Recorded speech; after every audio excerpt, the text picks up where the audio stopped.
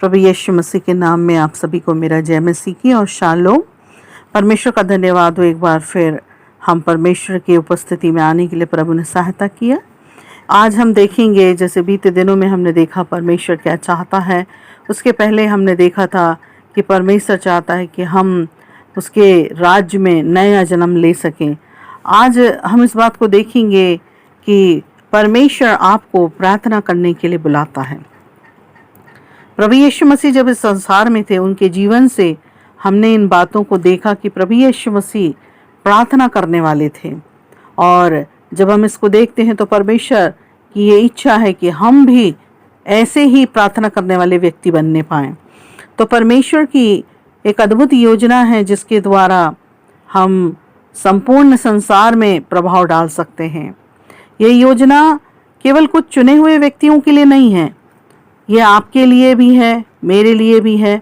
आज परमेश्वर चाहता है कि इसके बारे में हम और जानें और हम इसमें अपने सहयोग को दे सकें। प्रार्थना के द्वारा आप संसार में किसी भी जगह सेवकाई में अपना योगदान दे सकते हैं। प्रार्थना के द्वारा आप एक पीड़ित बच्चे को अपनी बाहों में ले सकते हैं। प्रार्थना के द्वारा आप किसी भी अस्पताल में बुखार से पीड़ित अगर कोई व्यक्ति है, उसके मस्तक को छू सकते हैं। यीशु के चंगाई देने वाले प्रेम को उस तक पहुंचाने का माध्यम बन सकते हैं। और परमेश्वर की योजना है कि हम वो व्यक्ति बने जो परमेश्वर की योजना को अपने जीवन के द्वारा पूरी कर सके। परमेश्वर आपको अपनी उपस्थिति में प्रभावित करने वाला साधन बनाना चाहता है। उसके राज्य के काम में एक सच्चे सहयोगी होने का तरीका परमेश्वर चाहता है कि आप जानें, बशर्ते ये कि आप सचमुच में वो सहयोगी बनना चाहते हो। क्योंकि परमेश्वर चाहता है, पर जब तक हम ना चाहें तब तक हम उस काम में अपना योगदान नहीं दे सकते। मेरे प्रियो, हम इस बात को देखते हैं, इतिहास ये बताता है कि शताब्दियों से प्रार्थना करने वाले जो लोग थे, उन्होंने महत्वपूर्ण इतिहास को बदलने में अपनी भूमिका को निभाया और प्रार्थनाएं की कि प्रार्थना के प्रभाव से ऐसा होने पाया। परमेश्वर का धन्यवाद हो याकूब के लिए, जो प्रभु यीशु मसीह के भाई थे। और उनके जीवन के बारे में ऐसा कहा जाता है कि अंत के समय में वो निरंतर उन कलीसियाओं के लिए प्रार्थना करते रहे जिसकी स्थापना परमेश्वर कर रहा था। और ऐसा बताते हैं कि जब उनकी मृत्यु हुई और उनके शव को दफन करने के लिए जब ले जा रहे थे, तो पता चला कि घंटों घंटों प्रार्थना करने के कारण उनके घुटने इतने सख्त हो गए कि वे ऊंट के घुटनों की तरह लग रहे थे। और तभी से लोग उनको ऊंट के घुटने वाले के रूप में जानने लगे। परमेश्वर का धन्यवाद हो प्रार्थना करने वाले हाइड के लिए, जो भारत में मिशनरी थे और वो संभवतः इस शताब्दी के सबसे महान प्रार्थना योद्धा थे। एक ऐसे व्यक्ति जिनके बारे में लोगों ने उनके जाने के बाद में जाना। परमेश्वर ने आपको और मुझे, हम साधारण लोगों के लिए एक योजना बनाई है।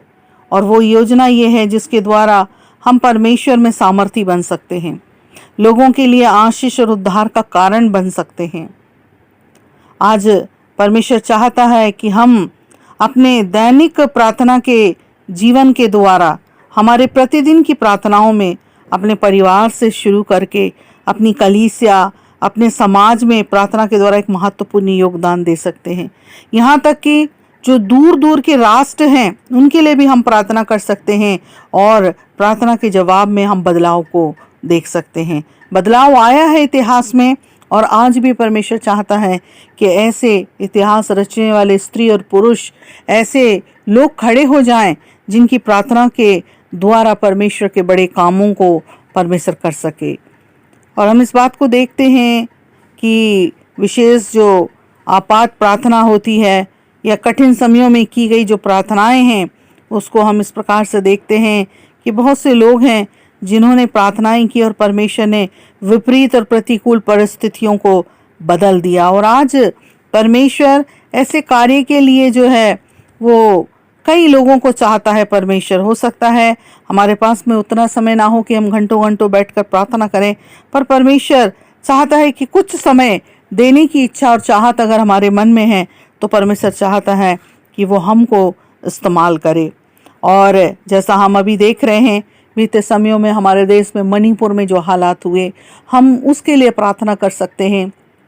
हमारे कई मसीही भाई और बहन बहुत सारे सताओं से, क्लेशों से होकर गुजरते हैं, हम उनके लिए प्रार्थना कर सकते हैं। अभी हम इज़राइल में देख रहे हैं कि इज़राइल में कैसी परिस्थितियां हो रही हैं, हम इज़राइल के लिए प्रार्थना कर सकते हैं। सो मेरे प्रियो, परमेश्वर चाहता है कि हम वो व्यक्ति बनने पाएं।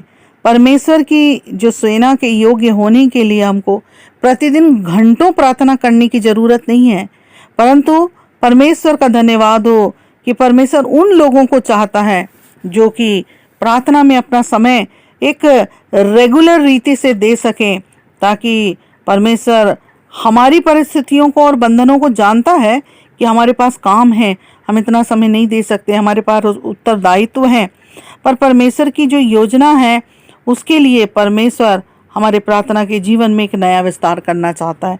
आपके प्रार्थना के जीवन में परमेश्वर एक नया विस्तार करना चाहता है। हो सकता है कि आप कोई बिजनेस करते हो, या फिर आप हाउसवाइफ हो, या आप कहीं ऑफिस में काम करने वाले हो, आप कहीं मजदूर हो, आप स्टूडेंट हो, या कोई भी आप काम करते हो। परमेश्वर इच्छुक है कि आपको एक उत्तेजित प्रार्थना करने वाले व्यक्ति के रूप में परमेश्वर चाहता है बदलना। परमेश्वर चाहता है कि आप एक उत्तेजित करने वाला या फिर अधिक प्रभावशाली प्रार्थना करने वाला जीवन आरंभ करें। और इसमें हम देखते हैं कि यदि हम ऐसा करते हैं, यदि इसको हम चुनते हैं, तो परमेश्वर प्रभु यीशु मसीह की जो योजना संसार को बचाने के लिए परमेश्वर ने बनाई, उसमें अपनी महत्वपूर्ण भूमिका निभा सकते हैं। अब मैं इस प्रश्न को यहाँ पर रखना चाहती हूँ कि क्या आप प्रार्थना करने वाले ऐसे व्यक्ति बन सकते हैं जो परमेश्वर चाहता है कि आप हों? यदि आप चाहें तो ऐसा हो सकता है। मेरे प्रिय भाई और बहनों, मैं आपको उत्साहित करना चाहती हूँ कि आज परमेश्वर ऐसे लोगों को ढूंढ रहा है। परमेश्वर चाहता है कि हम जो हैं वो प्रार्थना करने वाले बनने पाएँ। ये परमेश्वर, प्रार्थना करने के लिए परमेश्वर हमको बुलाता है। आइए हम अपने जीवन को परमेश्वर के हाथों में दें। हम कहें, परमेश्वर मैं यहाँ हूँ प्रभु, आप मेरे जीवन को लें प्रभु, मेरे जीवन को इस्तेमाल करें। हम ये कर सकते हैं मेरे प्रिय भाई और बहनों। हम जहाँ भी हैं, जैसे भी हैं, जिन हालातों में हैं, जिन कामों में व्यस्त हैं, उसके बावजूद भी हम कुछ समय प्रभु के लिए निकाल सकते हैं। आइए हम प्रार्थना में जाएंगे। धन्यवाद हो प्रेमी पिता परमेश्वर, आपकी बड़ी दया के लिए आपको धन्यवाद देते हैं प्रभु कि आप हमसे प्यार करते हैं प्रभु, और आप चाहते हैं कि हमारे जीवन के द्वारा आपकी सिद्ध इच्छा पूरी हो जाए। पिता परमेश्वर, आपका वचन कहता है प्रभु जी कि आपने जैसे वचन में प्रभु बहुत सारे लोगों को रखा प्रभु, जिन्होंने प्रार्थनाएं की प्रभु, और प्रार्थना के द्वारा आपने बड़े बड़े कामों को किया प्रभु जी। ना केवल बाइबल में प्रभु हम ऐसे लोगों को देख पाते हैं प्रभु, जैसे इब्राहिम प्रभु, उसने मध्यस्थी की प्रभु। सामुएल के बारे में हम देखते हैं, उसने मध्यस्थी की। मूसा ने मध्यस्थी की प्रभु जी।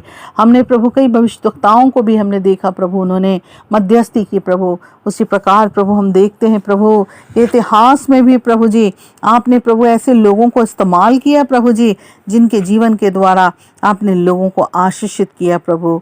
हम आपका धन्यवाद देते हैं प्रभु जी। इस भ्रष्टाचारी युग में प्रभु एक बेदारी के लिए प्रभु प्रार्थना करने के लिए आप लोगों को ढूंढ रहे हैं प्रभु, कि लोग प्रभु प्रार्थना करने पाए प्रभु जी। हम आपका धन्यवाद देते हैं पिता परमेश्वर। धन्यवाद हो प्रभु जी बर्नार्ड की प्रार्थनाओं और आंसुओं के जीवन के लिए प्रभु जी, जिनको आपने अमेरिकी इंडियंस के बीच में इस्तेमाल किया प्रभु। आपका धन्यवाद हो प्रेइंग हाइड के लिए पिता परमेश्वर, ओ प्रभु जी जिन्हें आपने भारत में इस्तेमाल किया प्रभु जी, वो एक अच्छी प्रार्थना के योद्धा थे प्रभु। आपका धन्यवाद हो पिता परमेश्वर साधु सुंदर सिंह के लिए पिता। आपका धन्यवाद हो पिता परमेश्वर, और भी प्रभु दासों को प्रभु आपने भारत में इस्तेमाल किया प्रभु। आपको कोटि कोटि धन्यवाद हो। आपसे विनती करते हैं पिता परमेश्वर, इस समय हमारे आसपास के जो हालात हैं प्रभु जी, उन हालातों को आप बदल सकते हैं पिता परमेश्वर। हमारे परिवारों में प्रभु एक नया काम आप कर सकते हैं प्रभु जी। हमारी कलीसियाओं में प्रभु आप एक नया काम कर सकते सकते हैं प्रभु जी। हम प्रार्थना करते हैं मणिपुर के हालातों को आप बदल सकते हैं प्रभु जी। ओ पिता परमेश्वर, इज़राइल को प्रभु जी, वहाँ के हालातों को प्रभु जी आप बदल सकते हैं, वहाँ के लोगों को आप सुरक्षा दे सकते हैं प्रभु, क्योंकि आपका वचन ये कहता है प्रभु जी कि आप उनके परमेश्वर कहलाते हैं प्रभु। लोग जानते हैं कि आप इज़राइल के परमेश्वर हैं प्रभु जी। आपने प्रभु अपने लोगों को अलग कर रखा है प्रभु जी। आप उनकी रक्षा और मदद करें पिता परमेश्वर। ओ प्रभु, हम विश्वास करते हैं कि आप ऐसा करेंगे। और मेरे भाई बहनों को भी पिता परमेश्वर, जो मुझसे जुड़े हैं प्रभु जी, जो इसको देखेंगे प्रभु, सुनेंगे प्रभु, आपसे प्रार्थना है आप उनके जीवन के द्वारा भी आप बहुतों को आशीष देना चाहते हैं प्रभु। आप सहायता करें प्रभु कि हम में से हर एक जन आपकी उस महान योजना में प्रभु, उस अद्भुत योजना में प्रभु जी अपना योगदान देने वाले हो सके प्रभु। हमें से हर एक को अपने हाथों में ले पिता, क्योंकि आपने हमको अपने लिए चुनकर अलग किया है, आपके राज्य के लोग बना लिए, अपने घराने के लोग बना लिए, अपनी संतान बना लिया पिता परमेश्वर। सो हमारी भी सहायता करें प्रभु कि हम आपकी इस अद्भुत योजना में प्रभु अपने समय को, अपने जीवन को समर्पित कर सके प्रभु। मेरे भाई बहनों को, उनके परिवारों को प्रभु आप संभालें, सहायता करें कि वो भी आप में बने रहें प्रभु, और उनके जीवन के द्वारा आपकी इच्छा पूरी हो जाए। आप निश्चय ही ऐसा करेंगे पिता। आपका धन्यवाद हो आपके पुत्र प्रभु यीशु मसीह के लिए, जो आज भी आपकी दाहिनी ओर बैठकर हमारे लिए निवेदन कर रहे हैं। हम धन्यवाद देते हैं पिता परमेश्वर आपके पवित्र आत्मा के लिए, जो पृथ्वी पर आपने प्रभु हमारे साथ मध्यस्थी करने के लिए सहायक के रूप में आपने दिया है। आपको कोटि कोटि धन्यवाद हो। सारी महिमा, सारा आदर आपको देते हैं पिता। हमें से हर एक को एक प्रार्थना करने वाले योद्धा के रूप में आप बदल दें। यीशु मसीह के नाम से आपकी आत्मा की सहायता को चाहते हैं। हम सब आत्मा में मध्यस्थी करने वाले बने। आप करेंगे ऐसा, इसके लिए धन्यवाद। सारी महिमा, सारा आदर आपको देते मसीह यीशु के नाम से मांगते हैं, आमीन। आप सभी को धन्यवाद। प्रभु आप सबको बहुत ऐसे आशीष दे, आमीन।